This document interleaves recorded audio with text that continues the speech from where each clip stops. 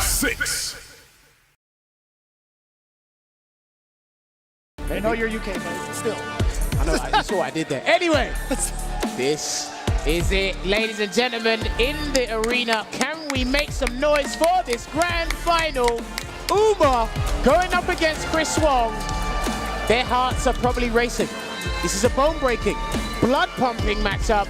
It is going to be insane. Now, for those of you who are unfamiliar with the rules, Uma is in winner's side. All he needs to do is win 3 games, and he is crowned your Street Fighter 6 Capcom Cup X champion.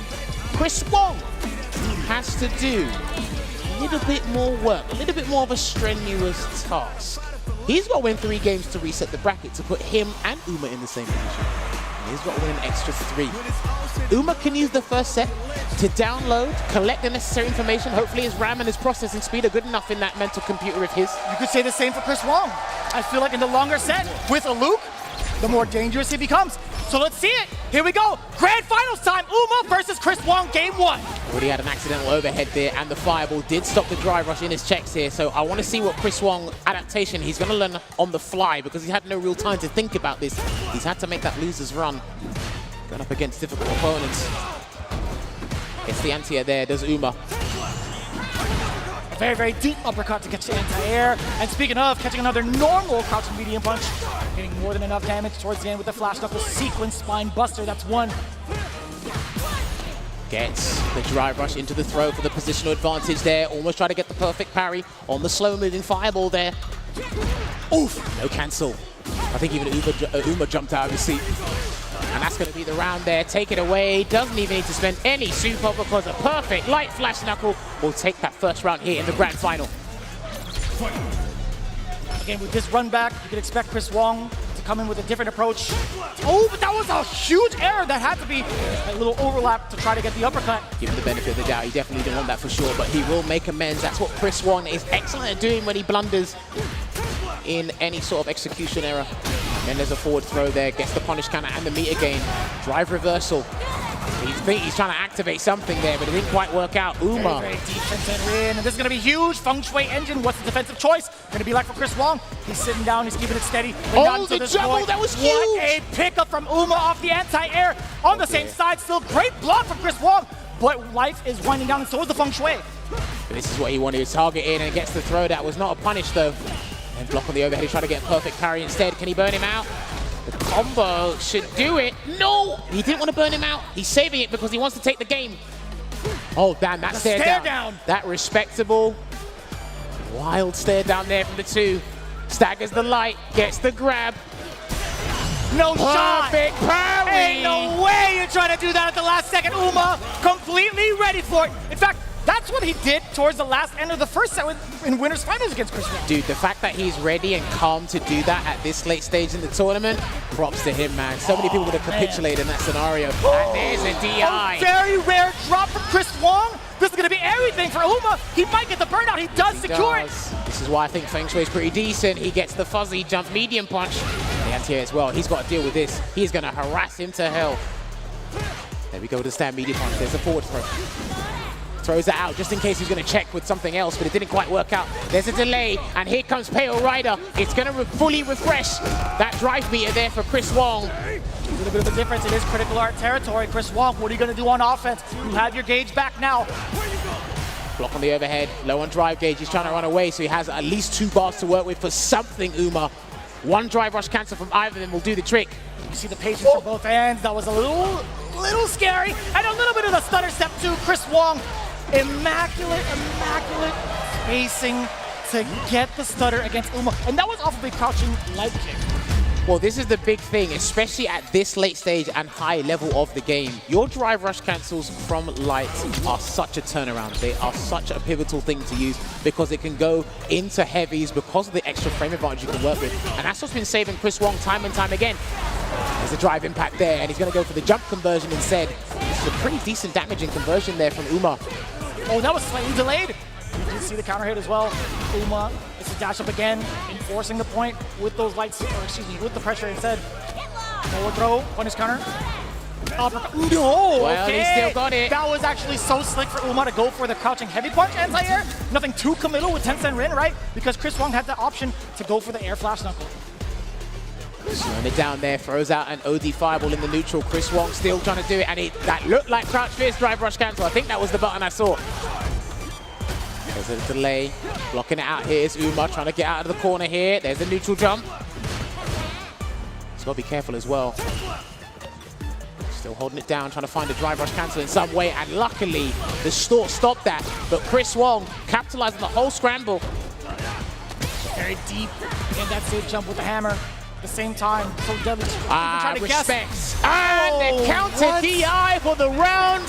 That's going to be brilliant, and we've got to give props because the prior sequence, he actually allowed Uma to get a regular jump, but he thought he was going to do something else like the Shah was doing earlier today, and he was able to block it out and get punished before he had to do that counter DI interaction. Very high-end risk from above. Let's see if Uma ever goes to that tactic again. In the meantime, let's take a look at Chris Wong and the way he's controlling the... Oh, what in the world? You react to the flash knuckle? Oh, that was beautiful.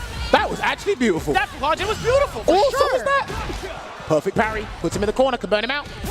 And that's why he's trying to avoid getting burnt out. You're gonna have to make a choice, do it on your own volition. Oh no, never mind, Chris Wong's gonna do it for you. He's gonna confiscate your drive gauge with the eraser. And he's gonna get a nice little Oki situation here. Back dash! What a read defensively. It's gonna be the feng shui engine. Let's see what Uma can make out of this. The corner carry, safe jump. Significant as well. Oh, yeah, that was hot air. He didn't have anything. He didn't have any sword. Zero Fukaji into the tank, and also 0 life left. Chris Wong with a dominating 2-0 thus far. Well, I wouldn't say dominating. That was actually pretty close in rounds as well. But 2-0 nonetheless for the side of Chris Wong. One more win for him will reset the bracket, but we'll see if Uma has something to say about it. But what does he do at this point? He's actually done all he can, but again, the damage disparity between these two characters, it's not night and day, but it's something close. And sometimes you have to overextend to even force a Luke player to be galvanized into doing something they don't want to do. And Chris Wong, his mental fortitude right now is amazing to see. Let's see if Uma can turn this around. Stand fierce into the drive rush cancel. And we'll get that flash knuckle conversion across the screen. Ooh. Tries to bait something there. I love the high-level players doing drive rush cancel into specials, even if it helps level up something there. What a snipe out too with the heavy. Chris Wong immediately seeing green, immediately passing out into red for Uma. A lot of damage coming in. Yeah, he's gonna be facing that this as well. He was looking forward to that fireball. He was trying to escape, but that roundhouse chase down after the drive rush. Sneaking in the drive impact as well. Tencent Rin, what are you gonna do about it? Backdash there, and he didn't do the jazz, but he gets a second chance, and that missed. The heavy release missed, and that's gonna be blocked. That's gonna be parried. Even more so. Uma with the retaliation on the board. First round of game 3. Oh, damn! I like that. He immediately stopped the momentum to stop the drive rush check from the crouch and medium punch there from Luke Uma. But again, dashes into danger. And again, trying to go for the anti. They haven't been working against Chris Wong. I noticed against Chris Wong, they haven't been working, and he tried to make amends, but it didn't work out. And Chris Wong is going to build an abundance of super meter here, but he's going to do a safe jump instead and deal with this the honest way. Oh, wow. I was going to ask, does Chris Wong force the critical arc out of Uma with the drive impact? No, instead, still manages to clip him. I was talking about in the corner, right? You have a character in Burnout, you have such a significant life lead, and there's a critical arc stock. I was wondering if Chris Wong would have gone to that decision. But either way, that's all said and done with. Into the next round, Uma still sitting at 3 bars, Chris Wong at 2. Great defensive sequence there from Chris Wong to regain the drive gauge lead here, and he's just waiting for anything, some movement to react to. Rotic again, almost got the drive rush light punch there, didn't quite work out. I see Men RD do that a fair bit. He was talking about that earlier in the hotel.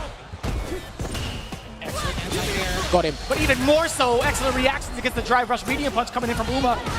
That's not what he wanted. I'm not sure if that could have been punished by a light attack. But anyway, he went to the well either way. Chris Wong making sure it hurts the next time around. Speaking of making it hurt. It's getting a bit scrambly, and he's going to get punished, and he's going to be burnt out here. So his drive gauge will be suspended. Are the nerves playing a factor against Uma? Let's see if he's going to use a super to get out of there. Chris Wong's going to do death by 1,000 cuts. He will threaten that stun. It is a low-hanging fruit. Waits That's there. it! The spine buster! Ladies and gentlemen, we are going to a reset. Chris Wong resetting it in emphatic fashion, 3-0 against Uma. What are you gonna do now? That's the question here. Taking a sip of the water, staying hydrated. Stay hydrated, gamers at home. That is super important here. I think even because it was 3-2 in the winners final, that could have gone either way. And I think after that point, he said, okay, I know what I must do if I get my potential run back, which that has come to fruition here. Dominating fashion in this first half in the grand final. So this is our final 3 games here at Capcom Cup 10.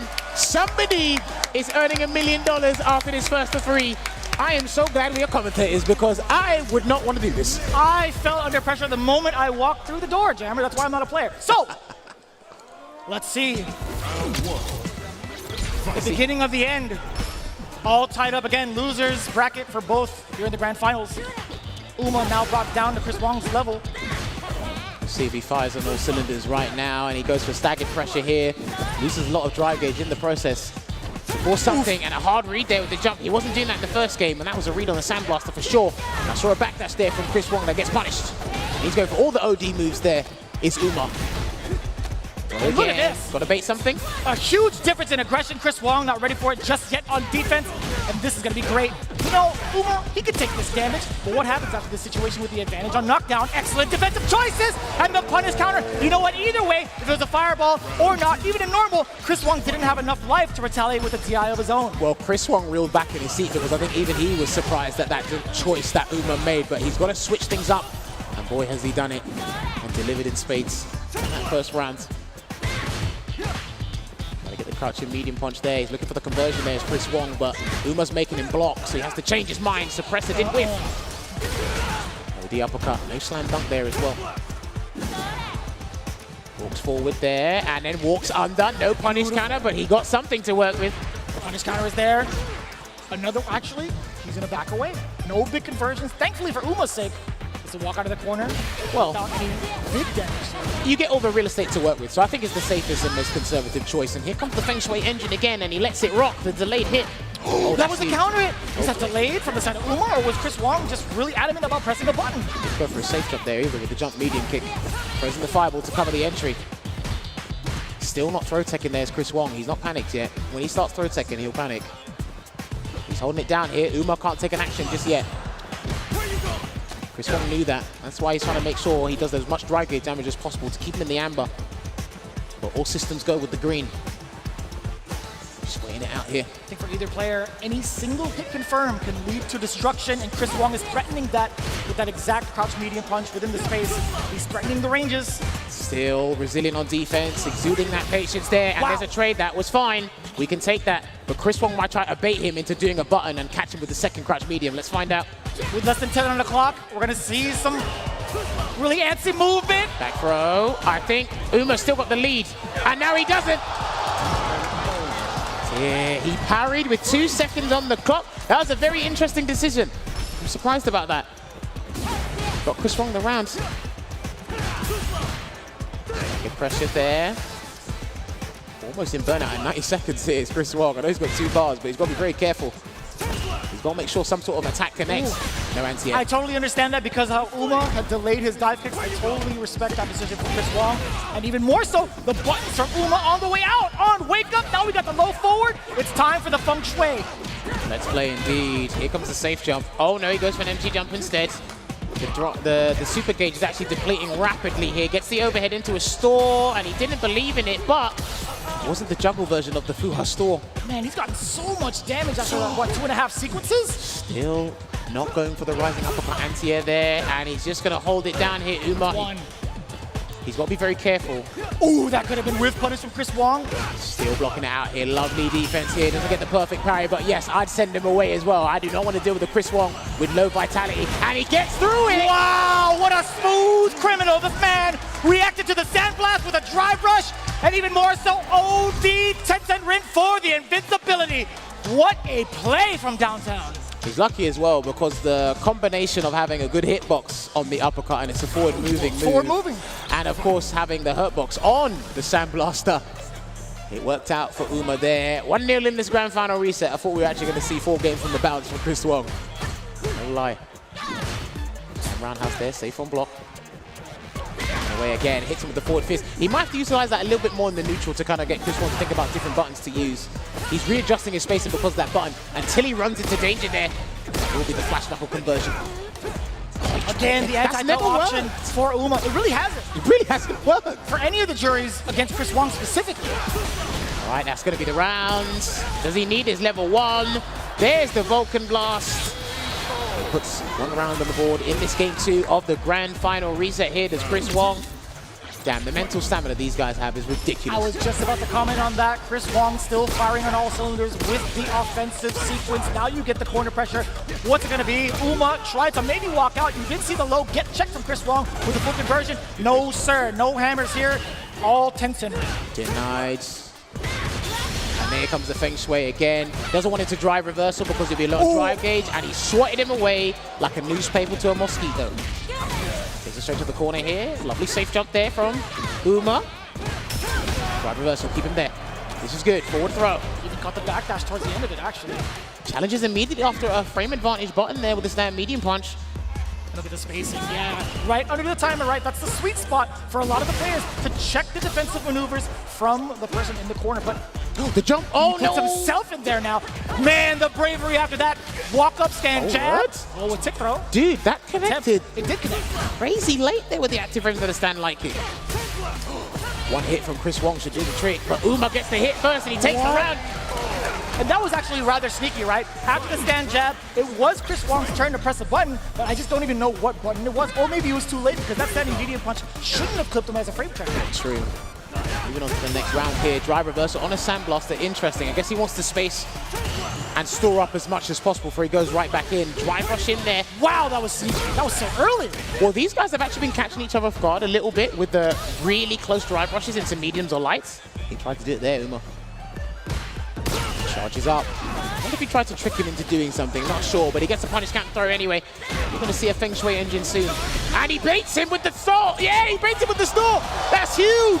And he's going to do the Feng Shui engine. And it looks like, all right, he's going to go for a different conversion here instead. Let's see what tricks he got. I know there's a stylist. What a throw tech. That could have been it. He's still in dangerous territories. No overhead, please.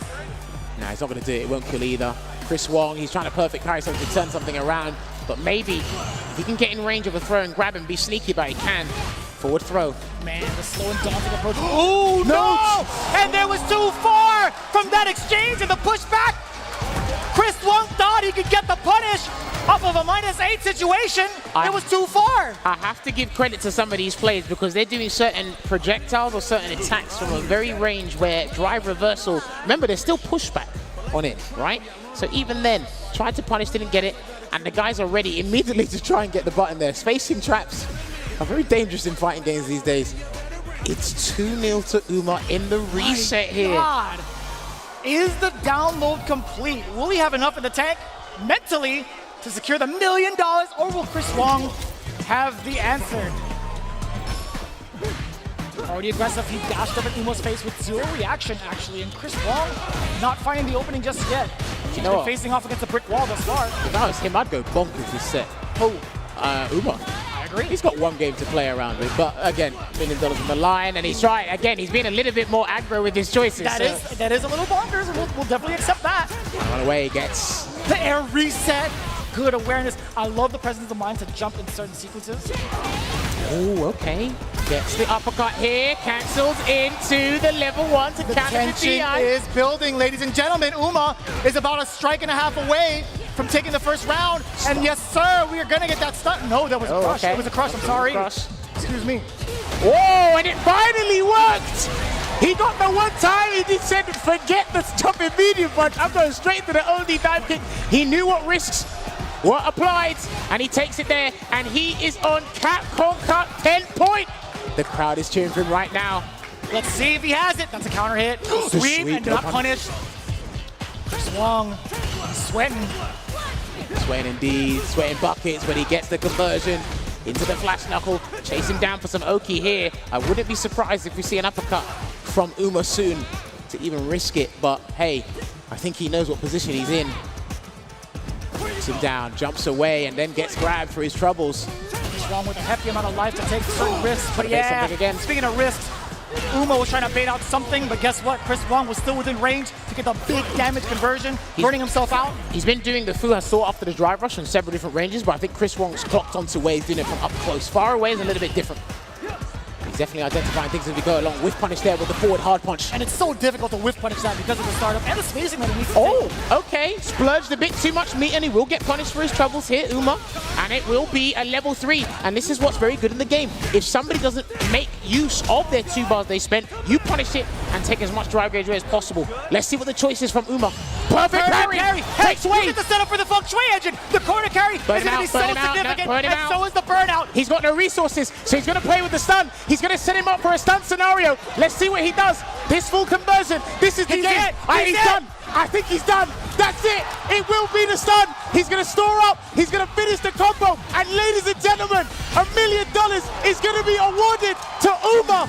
Nobody had him on the cards to take the cup. He's represented with Juri. He's represented Taiwan. And he will be your first $1 million champion for Street Fighter 6 here at Capcom Cup 10. Immaculate from start to finish. Making waves outside of the pools in the group stage. Making his name known amongst the crowd. Ladies and gentlemen, your Capcom Cup 10 champion, Uma. One more time. Ladies and gentlemen, it's been a long time coming. From the beginning, Street Fighter has been building up to this moment. And now we have our Capcom Cup 10 champion, Uma!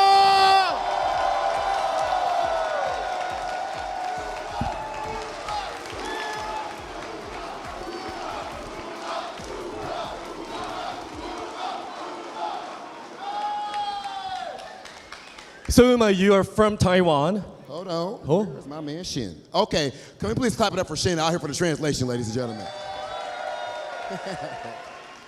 Okay. So Uma, you're from Taiwan. How much has your community supported you in the process of becoming a champion? 你是从台湾的，然后那个 community 怎样支持你拿到冠军的？台湾的 community。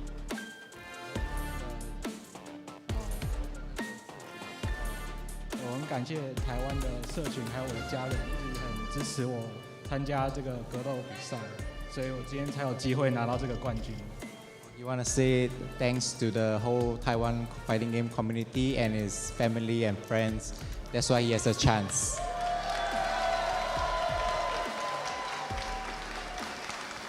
Uma, there was a whole lot of talk about who belongs to be at Capcom Cup. A lot of people doubted you, and now you have proved all of them wrong. When did you know that you could win this tournament? When did you know that you will be the Capcom Cup 10 champion? 有这个本事可以赢到这个卡布 K 冠军，你在这个什么时候发现了你有这个潜质？就是他公布奖金有100万的时候，我就知道这个冠军我拿定了。He says when the Capcom announced the prize money of $1 million, he says that he knows he's gonna get it. Well, Uma, speaking of $1 million, I think you, I got it, brother, don't worry about it. Speaking of $1 million, I think you need 2 hands for something else right now. Ladies and gentlemen, make some noise for our first FGC millionaire!